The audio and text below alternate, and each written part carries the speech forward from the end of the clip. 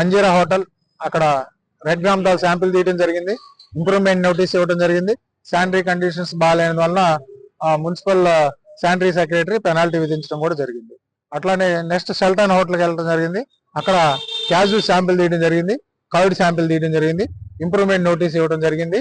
అలానే పెనాల్టీ కూడా విధించడం జరిగింది. ఇది ఇంప్రూవ్మెంట్ ఈ శానిటరీ కండిషన్స్ బేస్ చేసుకొని.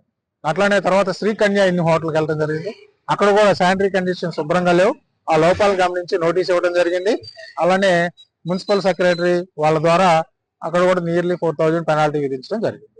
శాంపిల్స్ ఇవన్నీ కూడా 5 శాంపిల్స్ ల్యాబొరేటరీకి పంపిస్తాం.